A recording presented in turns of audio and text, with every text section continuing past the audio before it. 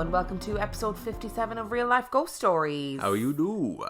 To start off this week, we need to thank our Patreon subscribers. We would like to thank Ginger Snaps, Laura Curtis, Mars Pendragon, Pendragon, the wonderful Tim Cloak at Dry Wipe History. So Tim does this amazing Instagram page that is at Dry Wipe History. He is a teacher and he does On This Day in History on his whiteboard, and the art on his whiteboard is out of this world. I still don't know how he does it. It's Some say it's better than what's up in the Tate Modern. It's like witchcraft. It's incredible. So he creates this art on his whiteboard, obviously using whiteboard pens. Please go give him a follow. He is a gorgeous human being and we love him. We'd like to thank Ray, Rebecca Hetherington, Ruby James, Lucy Cooper, Julia Lynch, Julia Bivens, Taryn Default, Ella Levi, Ali Rogan, Jenny Kennedy, Talia Birch, Ashley Davidson, Elaine Harold, Shanice Martin, Paula Jackson, and Rebecca Walsh. Thank you so much for being our gorgeous Patreon We do pledgers. really appreciate it. Thank you so much. So we have some new merch, which is very exciting. If you look at the thumbnail of this week's episode, the image was created by Abby's Art Gallery on Instagram. She messaged me and she was like, hey, I did some fan art for your podcast, which fucking blows my mind. Like, so cool. It's so cool, but also really weird. Like, not that she's weird, but it feels weird that people are wasting their time on our little podcast. Loads of people messaged me after I posted it everywhere saying, oh, I definitely buy merch with this on it. Can you do a merch line? And I thought about it, and actually the profit margins on Redbubble are so teeny tiny that I actually felt like it would be cruel for us to put it up as our merch line and take that money from a genuine artist. Yeah, absolutely. So Abby has put that merch line up on her own Redbubble page. She very kindly offered us money and everything and like half the profits, and I was like, no, okay. Girl, you're the artist here. So please, if you want to support an artist, if you want to get somebody a Real Life Ghost Stories Christmas present, if you want to get some new merch, whatever it is, big or small, it doesn't matter, please go on to Abby's Redbubble page. I've put the link in the description, and she's also done a special Christmas line of merch as well. So I've put the link to that in the description of this episode too. So please, please, please go and support her if you want to buy some new merch. I'm dreaming of a ghostly Christmas. Oh, I never heard that song before. Oh, really? Yeah, it's an interesting song. Okay. Our film review this week is The Descent 2. The Descent 2 was released in 2009. It has 5 out of 10 on IMDb and 57% on Rotten Tomatoes. Would you like a synopsis? Why not? Sarah Carter, the only survivor of a horrific spelunking trip, is forced to return to the caves after the authorities refuse to believe her stories about her encounter with cave-dwelling monsters. Probably should need to talk about The Descent 1. Yeah. Before we do this. Before we do that, can we speak about how good a word spelunking is? I was literally just thinking about how funny that word is. Spelunking is such a weird word. Like, who? It's a really good computer game as well called the Spelunker. Who came up with that word? We're going to have to look up the etymology of that word afterwards. So in The Descent, this group of girls go down into a cave system and they go into uncharted territory and they come face to face with all these cave-dwelling monsters. You kind of get the assumption that they like once were human and they evolved to live in the caves, so they can't see anything. They hunt by sound, kind of like bats, and they live in the darkness, and they're pretty gross and gruesome. I really liked The Descent 1. I thought it was a great film. I agree with you, and I went to see this in the cinema, and I think I was too young to see it. What, The Descent 1? Yeah, it was my friend's mum took us, and I don't think she enjoyed it. Did she know what it was? I don't think she did. Yeah. But it was good. I really enjoyed the first one. I thought it was clever. I like it. I'm not as massive a fan of Creature Features as you are. But I thought it was really good, the first one. But we're not talking about the first one, are we? No, we're not talking about the first one. We're talking about the second one. What were your thoughts on the second one? I didn't really like the second one, actually. Me neither. I kind of came around to it by the end, as far as I wanted to see what happened. Whereas if you'd asked me about 30 minutes in, I would have been like, I don't really care. I hope they'll die. When I put this up on Instagram, loads of people commented about how much they loved this film. Oh, really? I feel really bad about saying that I didn't like it. Right, I'm gonna tell you what I don't need in my life. Okay. I don't need to see a monster taking a shit, which you are shown in graphic detail in this film. I do not need to see a cave-dwelling blind monster pooing off the side of a cliff into a hole. I'm sorry. I don't need the visual of the actual shit falling from its bumhole into this hole. I really, really don't. So that was I drew a line there. I think the thing was, they put it in there for a shock factor because it was very obvious that it was a cesspit from the colour of the water and the brown floating stuff on the top of it. Like, I knew what they'd fallen into. It was obvious. I didn't need to see someone taking a dump, like you said. However, the biggest problem for me with this film was that I'd seen the first one.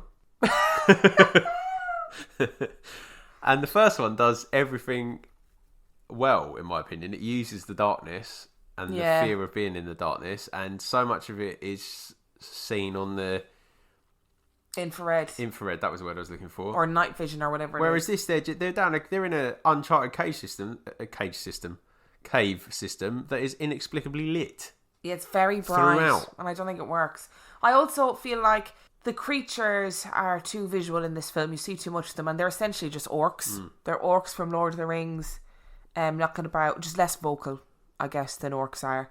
Well, they did a lot of screaming. Yeah, a lot of screaming, not much talking though. Orcs actually talk, if you remember. And we saw the female underground dweller. Yeah, which I don't really understand why she had to have big titties and long hair. Right? Yeah, she was the only one. I guess to distinguish her as a female. Even when they were hunting, there was no more. There was no more. There was no babies. There was only the big, massive, giant male one. Yeah. Anyway, sidelined by small details. The other thing I didn't understand about this film is how they were only down in that cave system for like 3 days. You know, it wasn't actually a very long time. Yeah, because this is set like 3 days after. Yeah, it's in the immediacy. Yeah. How in the world do they become like somehow fucking feral and wild? I explained this to you though. What, 3 days in darkness? 3 days in darkness. Yeah, and what, does that help you develop martial arts skills as well? You can't sleep, can you? So I guess you just spend your time doing martial arts. Spend your time practicing kung fu. Yeah. I don't know, and I feel like it was incredibly violent, and for me, I don't like unnecessary, gratuitous violence. I don't need to see somebody getting their Adam's apple bitten out. I'm okay without that in my life. Kind of, yeah, 2 stars for me. What about you? 2 stars. 2 stars. We're getting more and more on a level with each other. I think you just brought me down. Well, I think you just made me cynical in terms of films now. In life, I've just brought you down. No, just in terms of films. I don't know. Like, I really did like the first one, and maybe I wasn't in the mind frame to watch the second one. I don't know. What it is, I think it's because you saw the first one. I think if you'd watched this without seeing the first one, you probably would have quite enjoyed it. I did. Like, I enjoyed it, and I didn't enjoy it. I liked the story, and I wanted to see what happened. Yeah. But it was just too, like, I thought the first one did it really well, and if you're just going to do a second part, do it the same. Yeah, do it in the darkness. The darkness was what it's the same. It's supposed to be the same cave system. I've now said cage system and crave system. Someday you'll get it. Both times I mean cave system, not rave system. Yeah, was just a bit disappointing, really. I think so too. But I'd be interested to hear why those of you that liked it. Would you like some stories this week? I never really want these stories because they just freak me out. So our first story comes from Ollie. Let me start by saying that I'm a complete skeptic. I personally believe you are born, you live, you die, the end. However, I can't explain what happened to me one lunchtime in the Golden Fleece pub in York. I'm not from York and have no connection with this city, county, and definitely not the pub. Way back in 2007, me and my fella travelled from Leeds, where I was at uni, to York for the day. We'd both never been, as he was Welsh and I was from Hertfordshire. After doing the usual tourist stuff and walking miles, it was time for lunch. We happened upon the Golden Fleece, that was literally just opening its doors as we walked by. We were the first diners in there, and we made our way through the front door, down a very narrow and crooked passage, way down to the dining area at the rear of the pub. The pub was built in the 16th century and had that charm that evolves over decades. So, just in the narrow door to the seating area was a secluded table right next to the bar. On this table, there was an information leaflet about historical events that had happened here. I read that an old landlord of the pub had got into some difficulties financially and had hung himself from the wooden beams above my head. My partner at this point was standing at the bar getting us some drinks. It was a long bar in a narrow part of the pub, like the galley on a ship. On the side of the bar, stacked up, were at least 30 pint glasses ready to be put away. As I was sitting down, these glasses were at my eye level. I continued to read about the landlord, who was meant to have hung himself above my head, when the stacked up glasses all shattered, flying in my direction. I covered my eyes, but my arms were slightly cut up by the shattered glass. As I said before, I am not a believer, but I felt a bit odd, so we decided to move. The table that we chose had a hanging lamp above our heads, and I kept feeling uneasy. We were halfway through our meal when I mentioned to my fella how strange it was that the glasses smashed and we kept trying to rationalise it. I was mid-sentence and the bulb above our heads exploded, going into our food and drink. I then felt this fear that I was not wanted there. We swiftly paid the bill and left. The staff at the time didn't seem shocked by it, almost like they were expecting it. It's over 12 years later and I still have no idea how or why this happened. I now have regular dreams about being in an altercation with the landlord. They are so vivid that it's like I'm actually there. Oh, those dreams. Do you know what the strangest part about this story is for me? I know the pub. Do you? Yeah, it's like, I think it's actually like a known haunted location as well. No way. Strangest thing? Yeah. That they paid the fucking bill. After being bloody fucking assaulted by glass and twice. They can't eat food with glass in it, can they? So unless they absolutely forced it down. Maybe they're that polite. Ollie, can you explain? Can you tell us how much the bill was, please? I'm curious to know. How an English person you are, and whether you felt obliged to actually eat the food with glass in just so it didn't cause a scene. Just no, it's fine. It's no, I don't need a new one. No, it's fine. Is you're bleeding from your mouth? Yeah. No, I'm fine. No, honestly, you're fine. Old pubs are weird. Old pubs are great. There's so many haunted pubs in England anyway because of all those old pubs have been pubs for centuries and centuries and centuries. And always loads of foot traffic as well. You don't know who's come through, do you? And pubs would have been like cesspits. Yeah. At a period of time. Do you know what I mean? Even in like the Victorian times, they would have been just horrific. Yeah, absolutely. And before that, they were just outrageous, the things that went on in pubs. Yeah, just a lot of energy in it as well, I'd imagine. People getting drunk. It's always good energy. Fighting. Fornicating. Oh, God. And fruit eating. Fruit eating is the most famous of the F's that happened in pubs. I love a good haunted pub, though. Yeah. And there's loads of like videos of haunted pubs in England as well. Like stuff that has happened. So the Tyler's Kiln in Canterbury is like supposed to be really haunted. Saw a ghost. You didn't see a ghost. I did. Well, you didn't. I did. Nobody saw. We need to hunt that. If I took a photo of you in Christmas 2 years ago at Tyler Kiln pub of your family when I was standing on the stairs, if you've got that photo and it's got an orb in it, I need to see it, please, because I'm pretty sure I saw the orb flying towards me just when I called out that I'd seen no ghosts. So if that's you, send me your photo, please. As in the human being, not the ghost orb. Or the ghost, if you can do that. Ghost, I'm down with that also. You would not be down with it if a ghost All I'm asking sent to you do is send me a anything. photo. Okay. What if they hand delivered it? Send a photo. Send the photo. I don't need it hand delivered. Via carrier pigeon, please. And weirdly, our second story today also involves a haunted pub.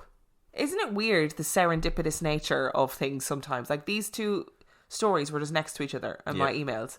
And then I opened them and I was like, how in the world have I got two haunted pub stories next to each other? Shall we get on with Tim's story? Yeah, I think we better, just for the sake of it, really. I was born and raised in Gloucester, but in 1998 moved to Barking in East London to attend university. I was in the second or third semester of my first year studying anthropology when I moved out from the halls of residence to share a room with my then girlfriend Vicky. We shared a large room on the top floor of a semi-detached house just a few minutes from the university campus. There were 3 other rooms in the house that people stayed in, and in one was a girl named Caroline, who was good friends with Vicky. Both Vicky and Caroline were big believers in ghosts and would quite often talk about strange things that happened in the house or in the student union bar. I wasn't necessarily a believer in ghosts, but I also wasn't a skeptic. I guess you could say that I was a ghost agnostic.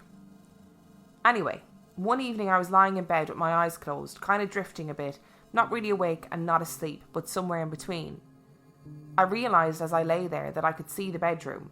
It was like I was seeing it with my mind's eye rather than my actual eyes, which were closed. The room was lit by the streetlights outside, and the angle that I was seeing it from was totally correct for my position reclining in the bed propped up on pillows. As I looked at the room, I realised that there was a person pacing across it. It was a young man, and he was pacing across the width of the room, going to the window and then to the wall opposite and back. He was tall, wearing a white t-shirt, blue jeans, had brown spiky hair, and paced as if agitated or waiting impatiently for something. I must have fallen asleep, although I clearly remembered this odd scene when I woke up. At the time, I thought it was a weird lucid dream or something and didn't tell anyone about it. However, a few days later, I was working a shift in the Student Union bar, and Vicky and Caroline were sitting at the bar and were chatting. As it often did, the conversation turned to ghosts, and the possible ghosts in our house. Caroline turned to Vicky and said, "You know there's a ghost in your room, don't you?" And Vicky replied, "Well, yes, I've seen him." They talked about him being harmless, and then they both went on to describe what they had seen. A tall young man with brown hair, in white or a pale t-shirt and blue jeans. Obviously this got my attention and weirded me out a bit. I still wasn't sure about what I had seen. It was very weird that it exactly matched their description, and I certainly hadn't told anyone about what I had seen. In fact, this was the first time I had heard them talk about this particular ghost at all, so I've no idea how we could have so exactly come up with the same description if it wasn't real. I didn't see the man in my room again, but a short while later I was lying in bed at night with my eyes closed, slowly heading to sleep, when a loud but clear man's whisper said, "Have you got any cigarettes?" I replied out loud, "What was that you said?" talking to Vicky, who was next to me, thinking she had said something. As it turned out, she was asleep, woke up when I spoke to groggily tell me she hadn't say anything. The strange thing about this was that if this was a dream or an imagining, I actually did smoke, but I didn't use the phrase cigs, and no one I knew did. It seemed unusual for my imagination to come up with a phrase I never used or didn't hear in common use around me. Fast forward a year or maybe a bit more, and I had the opportunity to move into another shared house, this time in Ilford. Vicky and I had gone our separate ways, so I was moving in by myself. The room I took over was on the ground floor of a big detached house. It probably used to be a living room. It was a large square room at the front with a bay window recessed from floor to ceiling. The previous occupant of this room, a girl named Debbie, had moved upstairs in the same house when that room was vacated. As I usually did when taking over a room in a shared house, I decided to move the furniture around to make my mark on the place. Originally, the bed had been in the corner behind the door, the furthest it could be from the corner near the bay window. I didn't like this, so I moved to the bay window with the head of the bed at the window and the foot of the bed facing into the room. Now, I don't remember how soon it started after moving in, but at night as I lay down to try and sleep, I began to have an increasingly strong feeling of anxiety. That's the only way I could describe it. But it was very acute and made going to sleep really, really difficult.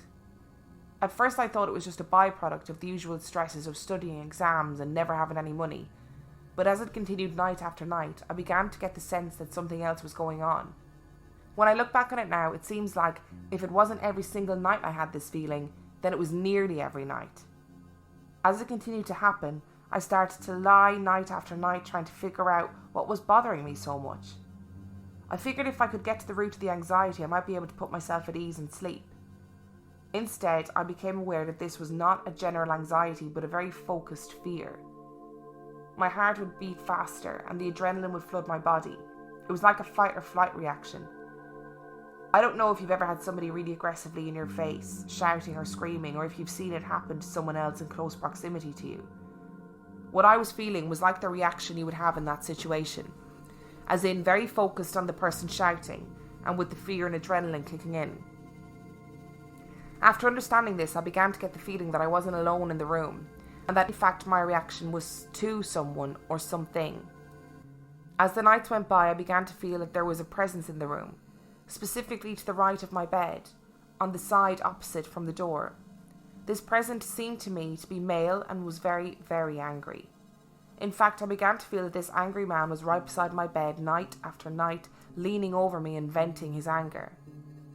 This wasn't sleep paralysis or anything like that because I could move freely. I don't know how I knew that it was a male and angry. I guess it was intuitive rather than scientific. But once that thought was in my mind, it made sense. While this was going on, and I was starting to believe there was a presence in the room, in part of my mind I was also thinking that it must be my overactive imagination, and that there must be a psychological reason for the way I was feeling. The doubt went on until one day I was having breakfast with Debbie, and she commented that she was surprised that I had moved the bed to the window. I must have looked surprised, because she went on to say that the bed had been there when she moved in, but she couldn't sleep there, and hated the feeling in that corner of the room furthest away from the door. That was why she'd moved the bed to the far corner behind the door. I asked her what she meant, and she explained that there was a really bad feeling in that corner. This at least put my mind to rest that I wasn't going crazy. Anyway, I never did move my bed, and kept it in the same place until I moved out some time later. I decided that if the spirit was real, I wasn't going to let it push me around and win by forcing me to move my bed away, although I never did get a proper night's sleep in all that time. I think it's fair to say that with both of these experiences, I would have written them off as imagination or some kind of dream if it wasn't for the fact that in both situations, another person began a conversation with me that showed that I wasn't the only one who had seen or felt the same thing.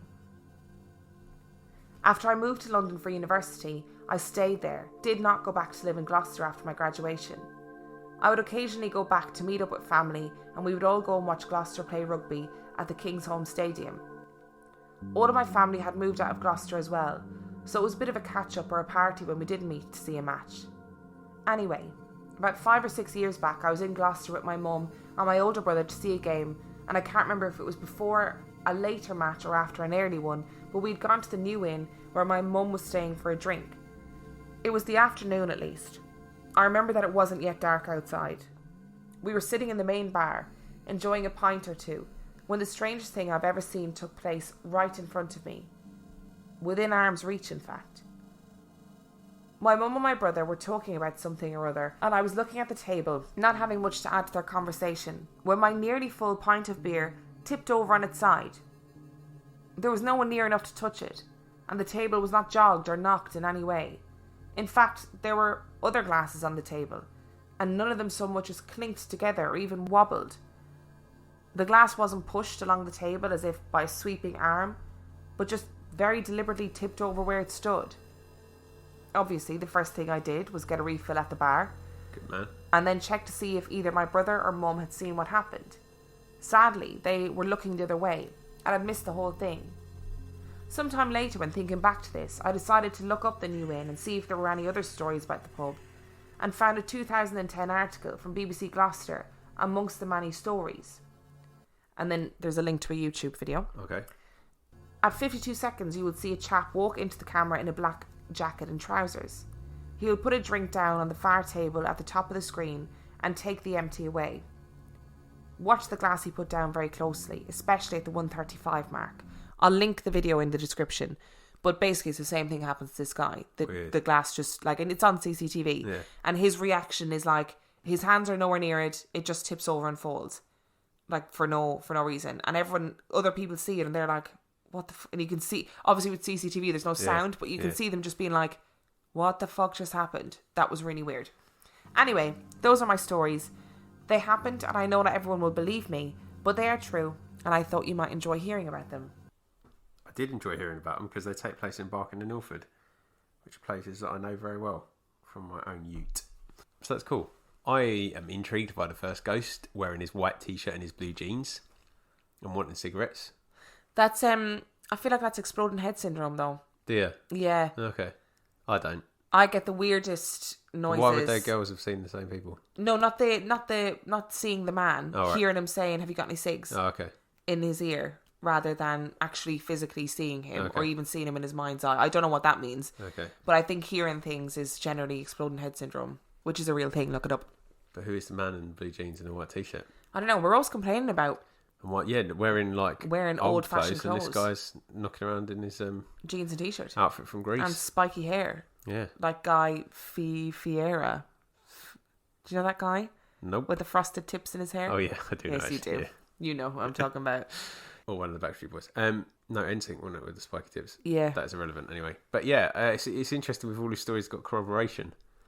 Is it corroboration? That's why I like them. Yeah.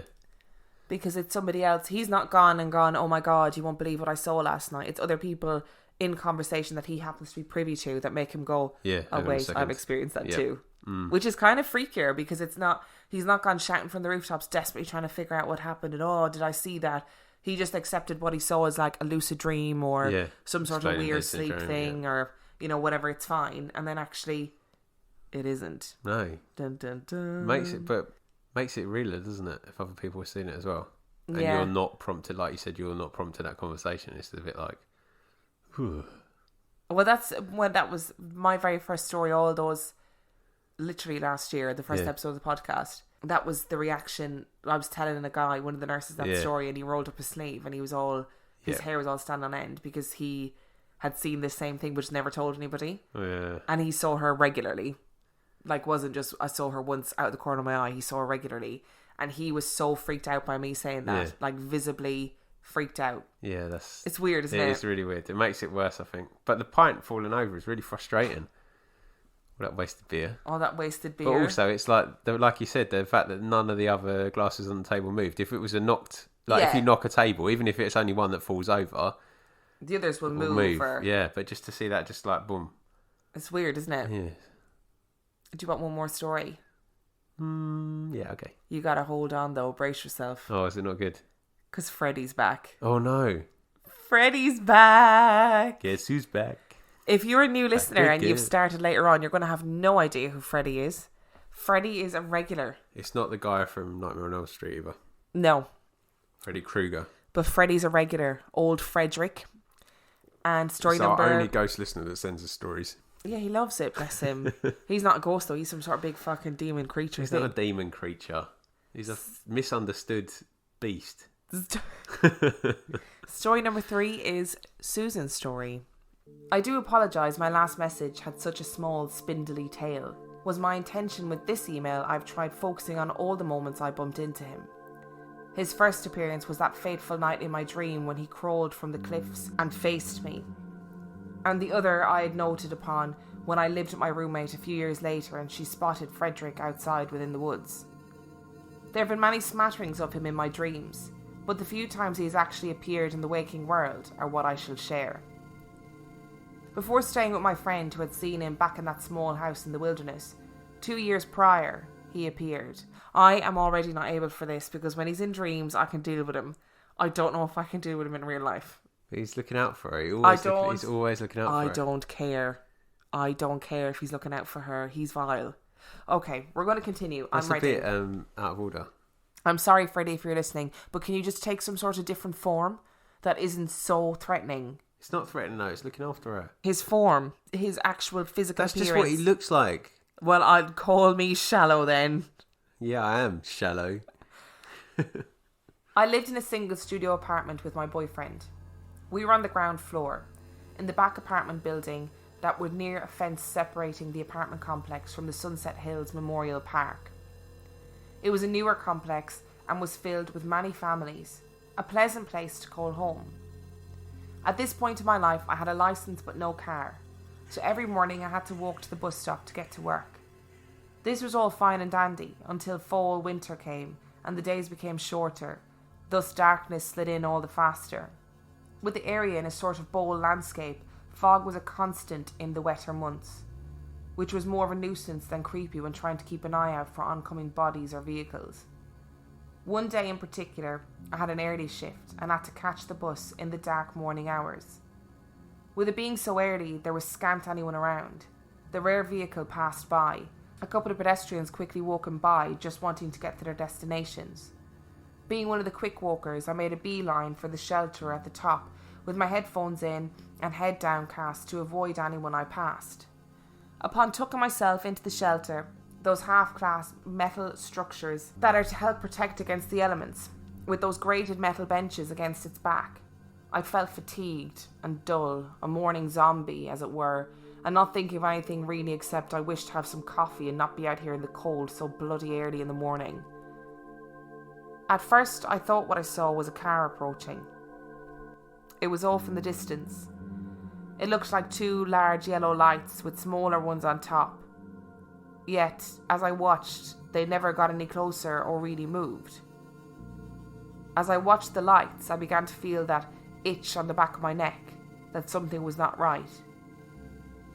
When that thought crossed my mind, I paused my tunes and heard nothing. No sound of a motor, no wheels on the pavement, nothing.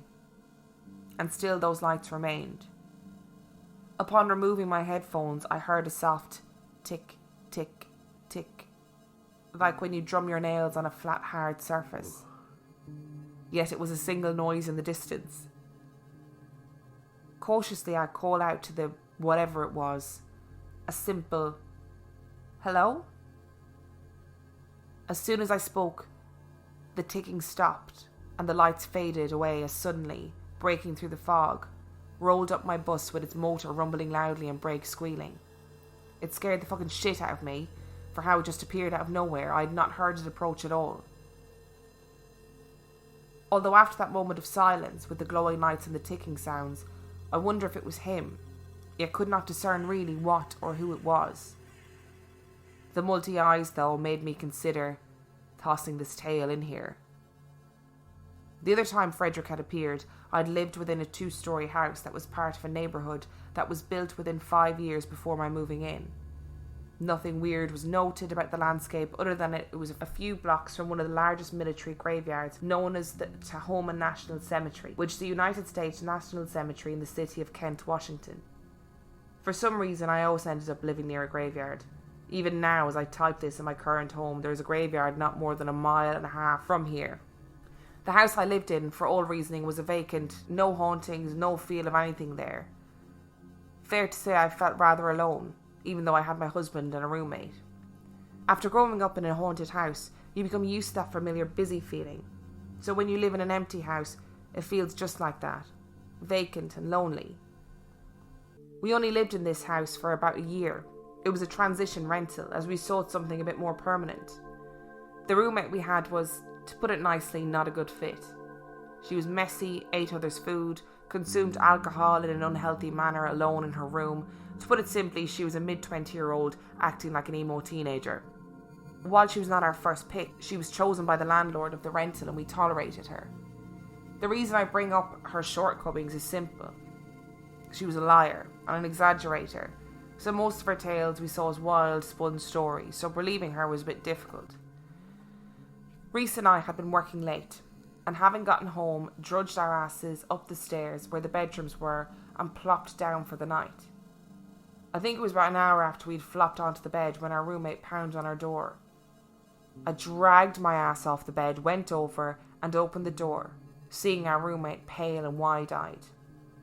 Asking her what was wrong, she whispered someone was downstairs in the main living area. Oh. I, of course, was sceptical, yet grabbing my phone ready to call the cops just in case. We go to the top step and look down in the darkness, the only light being the green digital clock on the stove. I could see nothing. Yet as she moved forward, stepping onto the first step, the wood creaked. Suddenly, multiple yellow eyes turned sharply in the darkness to the right and looked at us before they disappeared. And there was a scrambling noise like a large animal on a tile floor struggling to run before nothing. Just silence. Panicked and in fight or flight mode, I threw myself down the stairs, ready to fuck someone up. Yet, as I got down to the main floor and flicked the light on, there was nothing there. No sign of anything in the house. Both front and back door tightly locked. Needless to say, after we realised there was no one downstairs, and my registering what or who I've just seen, we flee back upstairs, leaving the lights on below and hide in our rooms. About 4 years ago, I was camping with my husband, my siblings, and a few friends in the raw woods. Unlike glamping, where you reserve a campsite and have toilets and showers for pampering, we pack up the car and head out into the mountains, travelling down the many service roads until we find a clearing to park, hike in, and set up camp. If you ever go camping, the furthest from society, the better. On the second night at the site, we had a good fire roaring, and we were working on toasting marshmallows and our livers as we shared general tales of life. It was late at night. I cannot recall exactly what time it was, but we were boisterous and drinking. There was suddenly a loud crash in the forest, like a tree coming down. This quickly silenced us, and we looked around, trying to figure out what we had just heard. It was then a weird, warbling tune sung out in the darkness. I cannot really explain this sound. It was like an owl screeching, yet a warble of a song over it, a mix of songbird and owl. It started in the direction of the crashing sound and began to circle our camp, always in the darkness, and up high as if flying. One of the women lost her shit and flung herself into the nest of chairs, clattering loudly as she begins to flounder towards the cars. As soon as her scream and chairs thrashing happened, the warbling screech ceased as quickly as it had arisen. We all remained still, watching the darkness, as there was a single cry and heavy thump just beyond the tree line, as if something large fell to the ground. And then there was nothing. After silence fell for a little while, we readjusted the chairs around the fire and cautiously sat back around, saying very little. It was around this time the whiskey was broken out, and our caution turned to weary chatter, and soon back to nervous laughter, and then returning to our normal din. Nothing else happened that night. Yet, in the morning, my brother, myself, and a couple of others went into the tree line where we had heard that heavy thing fall. All we saw was crushed vegetation, a few mangled feathers, and around the flattened plant life, foot long, 2 clawed prints in the soft soil, the tracks leading into the woods, with the ground dragged upon as if whatever had been flying around the camp last night was struck down and taken away. Was that one Freddy? Honestly, I'm not sure. I know that noise and whatever was flying around the air was not him. Before last year, I never registered those footprints, other than that they were strange. Yet having seen those prints again last year when I'd gone camping and saw the single print by my tent, I can only really think it was him. I would share one more, seeing this email is dragging on a bit now. About 3 years ago, a week before Thanksgiving, my stepdad passed away suddenly and unexpectedly. We were not ready for it at all, and it hit us all very hard. The night of his death, I went for a drive. Just to drive and to try and let myself not dwell too much on what had happened. Having no destination in mind, I just roamed the countryside, at a loss and hurting. I had not realised I was starting to get tired, not registering the road, was going fuzzy, until long, sharp claws grabbed my shoulder and gave me a violent shake. Startled, I swerved the car along the desolate road and looked round panic-stricken. My eyes caught the rearview mirror and saw the yellow eyes for nothing more than a second before I slammed on the brakes at a red light. Awake, alert and heart racing, I no longer felt fatigued and quickly, making up my mind, headed home with no further incidents. Originally I thought it must have been a dream. Yet along the shoulder I felt the grab, beneath my shirt, on my skin. There was a slight scrape from the contact. I really don't know what Freddy is. I had considered Nightcrawlers. I've thought the title of The Rake, even if proven to be a false tale. In truth, I've no idea, and I've pondered if he is some form of demon or spirit. Cryptids are animals whose existence is unsubstantiated and do not go into dreams. That seems to be more a spirit thing. I would like an idea, but as far as I can consider, he isn't a threat, and for some reason has taken to me. I have not seen or dreamed of him since last year, but it is frequent enough. Either way, these are the majority of the Freddy tales I have, and when he comes back, I'll gladly share them. Till then though, thank you for reading this lovely email, and may you dream of Frederick tonight. Good Jesus. He's a guardian angel. He definitely is some sort of guardian angel. He's just always looking out for her, always. But why I want to know what that thing was flying around their camp that he got rid of. That's what I'm more concerned about. Oh shit, I didn't even think of that. Yeah. It's like he was protecting her again. Yeah, he's always protecting her. But why was he in the house in the middle of the night? Protecting her from that loony housemate. Fucking fanning around in the kitchen in the dark. Alright, Freddy. Her from loony housemate. But what was loony housemate going to do? Nothing. No, but he made her leave. Made her scared, and she left. You don't know that happened? Ask, I bet it did. Susan, can you fill us in on whether that housemate, your emo 20s, sounds like me, by the way, housemate, can you let us know if she left after seeing Freddie? Bet she did. What if guardian angels aren't what we think they are? Yeah. What if they're little weird misunderstood creatures like Freddie? Yeah, maybe they are.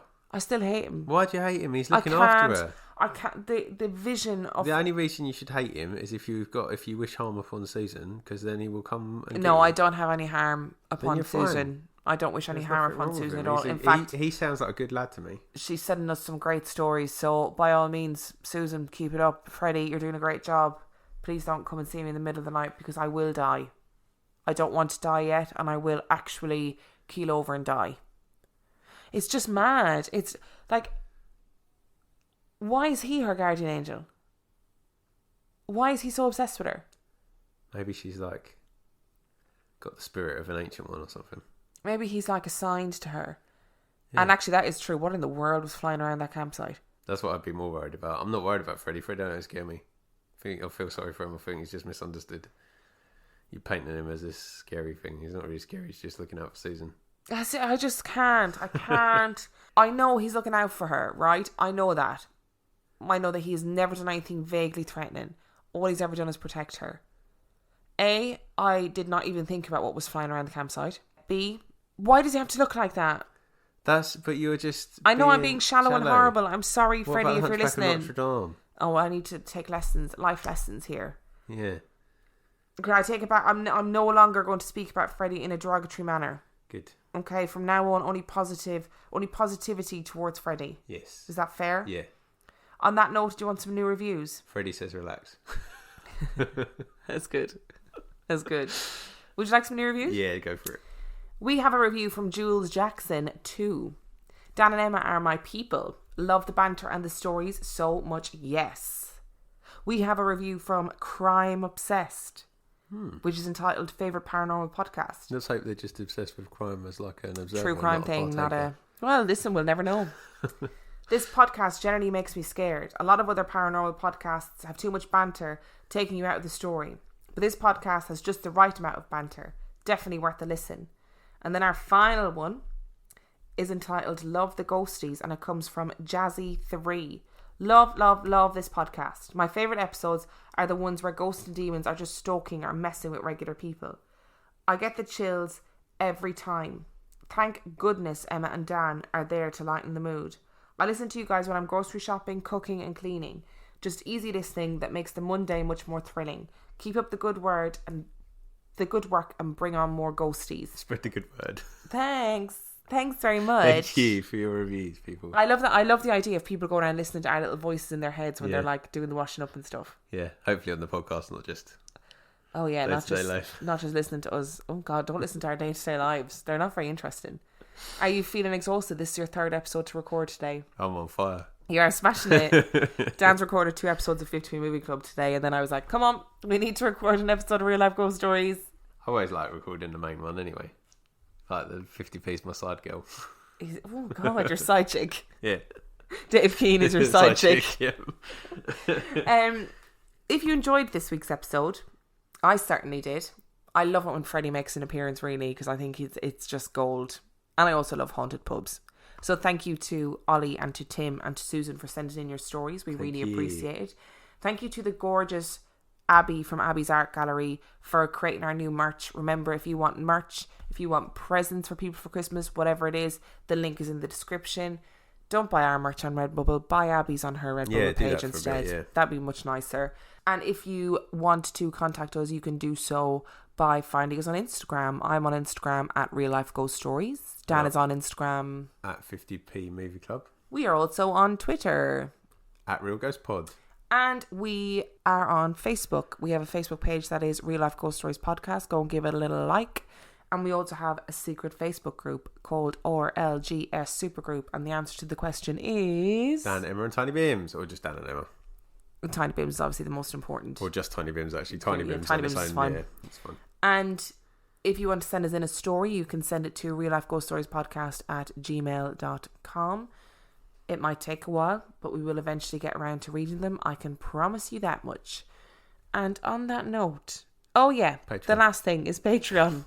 If you want to support our little mad side gig, our crazy endeavour, you can do so by logging on to patreon.com/real life ghost stories.